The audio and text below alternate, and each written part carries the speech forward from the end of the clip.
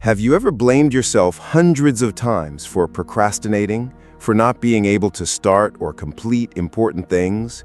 You tried every time management method, to-do lists, alarms, but still found yourself stuck in the cycle of procrastination and self-criticism? So where does the real problem lie?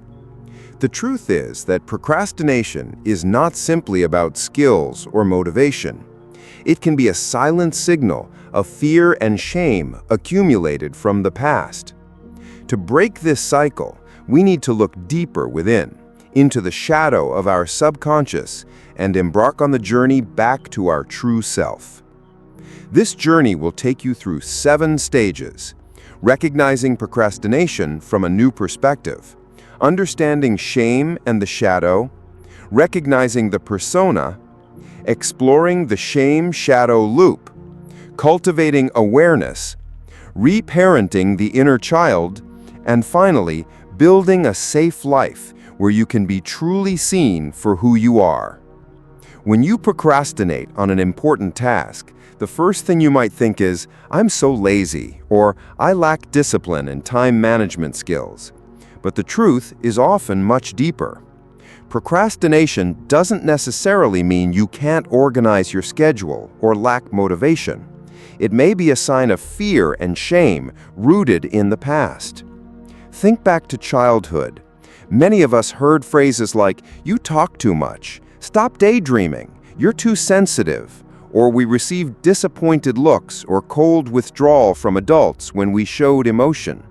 These seemingly small moments planted a message in us: I am a problem. If I show who I truly am, someone will be upset and I'll get hurt. From there, in order to be loved and accepted, we learn to shrink ourselves to become more acceptable to others.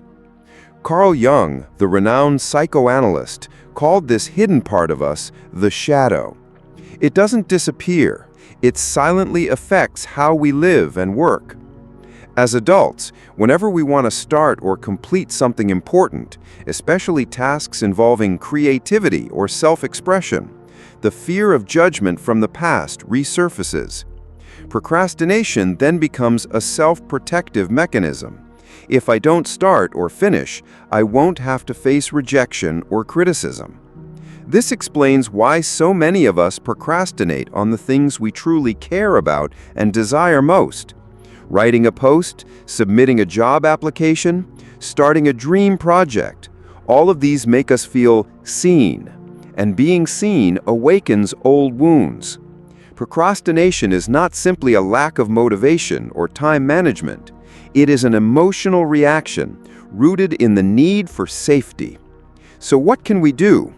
Instead of forcing yourself with rigid discipline, pause and ask, what am I afraid of?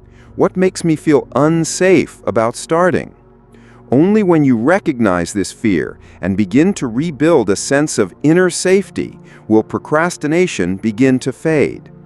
Time management skills are important, but they only work once you address the root cause, the fear of judgment and the shame that has built up over time. Shame isn't always loud or obvious. It often starts very early, when we're young. Maybe you were scolded for crying too much, criticized for being too sensitive, too dreamy, or too noisy. Maybe you received disappointed looks, silence, or withdrawn affection simply because you didn't meet someone's expectations. In those moments, a silent message was planted in your mind. Something is wrong with me. I must change to be loved. Carl Jung believed that the parts of ourselves we cannot accept are pushed into the shadow, the unconscious place where we hide emotions, needs, and our true essence. The shadow doesn't disappear, it lives within us and quietly influences our daily actions.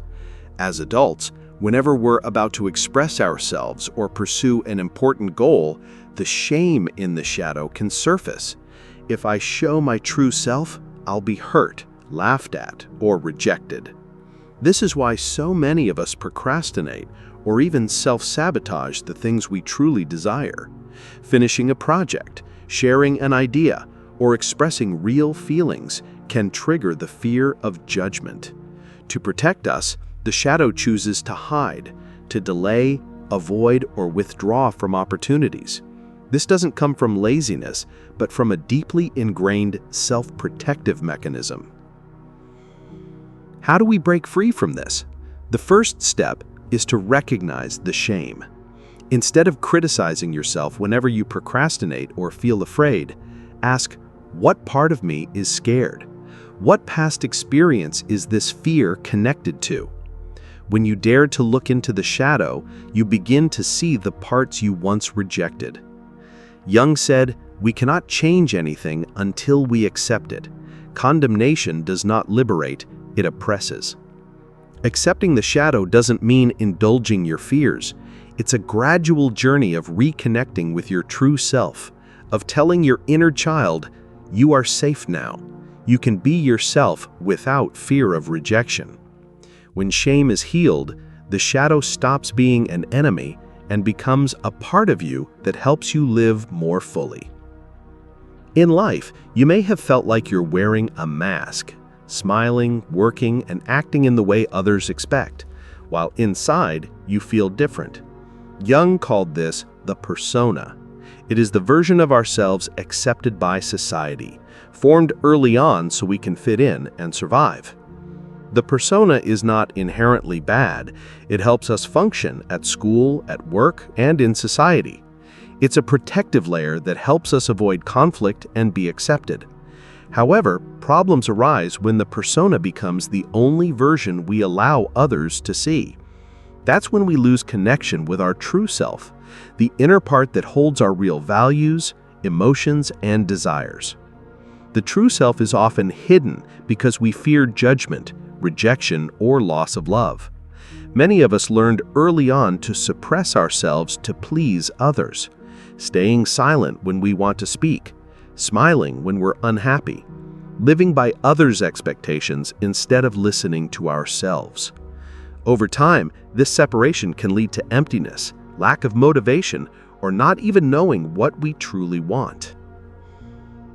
Jung believed that when we force our true self to hide for too long, unmet needs and emotions show up in other ways. One of those is procrastination or a loss of drive.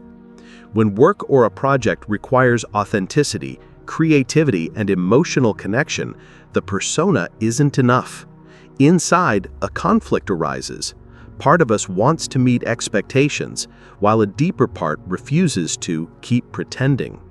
The result is hesitation and avoidance.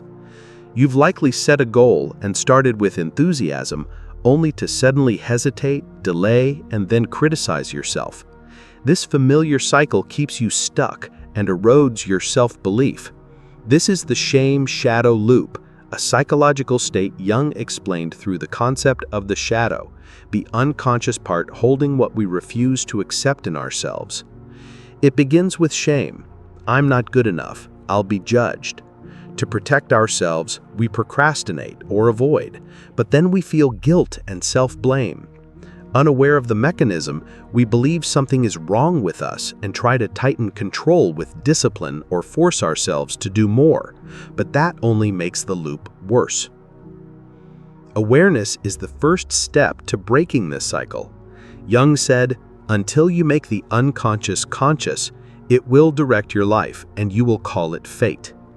Awareness is that moment you pause and tell yourself, this isn't laziness, this is a protective response. That moment may be small, but it's powerful. It's like turning on a light in a dark room. You can see what's happening inside instead of letting it run on autopilot. When awareness appears, you no longer rush to judge yourself. You begin to observe, what am I really afraid of? Where does this fear come from? Does it remind me of an old memory? What can I do right now to feel safer? Asking these questions doesn't instantly erase the cycle, but it creates space between you and the shame. In that space, you can choose a different response, gentler and more intentional, rather than letting the shadow drag you into self-criticism. But awareness is just the doorway. To truly heal, you need to return to and care for the part of you that was hurt long ago, the inner child. Somewhere inside, that child still carries fear and shame from the past. That child may have been scolded for being too loud, laughed at for being too sensitive, or rejected simply for not pleasing others. In that moment, an invisible message was imprinted in your subconscious. If I show myself, I will be hurt. Jung said the most terrifying thing is to accept oneself completely. To break the shame shadow loop, you need to practice reparenting, becoming the nurturing, protective parent your inner child never had. This doesn't mean denying the past. It means creating a new sense of safety so the old fear no longer controls you. Reparenting starts by recognizing the inner child. Each time you feel anxious, avoidant, or procrastinating, pause and ask, who inside me is scared right now? Does this emotion belong to the present, or is it a leftover from the past? Simply recognizing it gives that child a chance to be heard. Next, you must create safety. Instead of criticizing yourself for not being perfect, tell yourself, I understand why you're scared, but we're in the present now, and I can protect us. We don't have to disappear to be loved anymore. These words of reassurance may seem small, but they are the foundation that separate current fear from old wounds. Reparenting also requires action. Start with small steps to show your inner child that being seen is no longer dangerous. Share an idea with someone you trust, publish a post that expresses your true opinion, or simply allow yourself to rest without guilt. Each small success sends a new message to your subconscious. I'm allowed to exist as I am, and I am safe. Patience is key. You cannot heal years of fear overnight. Reparenting is a long journey, but every time you choose kindness toward yourself, the shame shadow loop weakens. You'll notice changes, less self-blame, less avoidance, and more confidence in showing up as yourself. And finally, healing isn't complete until you build a life that supports your true self. Many people keep wearing the persona because they live in environments that demand perfection and conditional acceptance. In those spaces, showing the real self feels risky. To escape this, you must intentionally create or choose healthier environments. Find spaces and people who are willing to accept you, even when you're imperfect. Start with close relationships, friends, family, where you can gradually take off the mask without fear of judgment. You must also set boundaries. Saying no to expectations, demands, or relationships that force you to sacrifice your true self is crucial. Boundaries protect you and send a message, I have the right to live by my values. Another essential step is choosing work and projects aligned with who you truly are. Jung called this individuation, the journey of becoming your authentic self. When your work reflects your values and passions, you no longer force yourself just to be accepted. Procrastination naturally lessens because the work becomes self-expression, not performance. You can also build habits that nurture a sense of safety. Journaling to reconnect with yourself, spending time on activities that bring you freedom, like art, sports, or meditation, or simply allowing yourself to rest without guilt. Each habit becomes a solid foundation, helping you feel safe enough to show up. Most importantly, remember, you don't have to wait until you're perfect to be seen. Fear won't vanish completely, but you can learn to move forward with it. Every time you choose to show up, whether in a conversation, a post, or a personal project, you reinforce the belief, I deserve to be seen and accepted. Jung said, You do not have to become invisible to be safe. When you actively build a life that supports your true self, you no longer need to hide. And that is when real freedom begins. The freedom to live, express, and be loved exactly as you are. Healing procrastination is not about forcing yourself to be more productive. It is a journey back to your true self. You will move through many stages, recognizing shame, understanding the shadow and persona, breaking the self-blame cycle, cultivating awareness, healing the inner child, and building a life where you are safe to be seen. This process is not quick or linear. There will be times when you slip back into old habits, but remember, every time you pause and observe instead of criticizing, that is already a huge step forward. Jung once said, "The privilege of a lifetime is to become who you truly are." When you begin to love and accept yourself, procrastination stops being the enemy. It becomes a signal, inviting you to listen more deeply, to live more authentically, more freely, and more fully. Another essential step is choosing work and projects aligned with who you truly are. Jung called this individuation, the journey of becoming your authentic self. When your work reflects your values and passions, you no longer force yourself just to be accepted. Procrastination naturally lessens because the work becomes self-expression, not performance. You can also build habits that nurture a sense of safety. Journaling to reconnect with yourself, spending time on activities that bring you freedom, like art, sports, or meditation, or simply allowing yourself to rest without guilt. Each habit becomes a solid foundation, helping you feel safe enough to show up. Most importantly, remember, you don't have to wait until you're perfect to be seen. Fear won't vanish completely, but you can learn to move forward with it. Every time you choose to show up, whether in a conversation, a post, or a personal project, you reinforce the belief, "I deserve to be seen and accepted." Jung said, "You do not have to become invisible to be safe." When you actively build a life that supports your true self, you no longer need to hide. And that is when real freedom begins. The freedom to live, express, and be loved exactly as you are.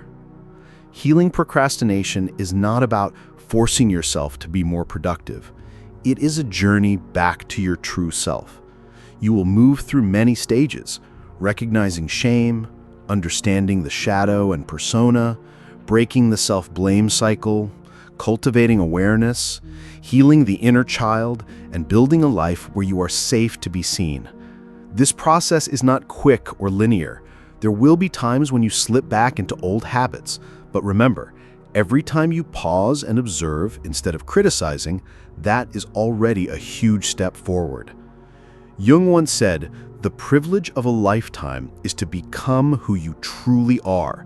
When you begin to love and accept yourself, procrastination stops being the enemy. It becomes a signal, inviting you to listen more deeply, to live more authentically, more freely, and more fully.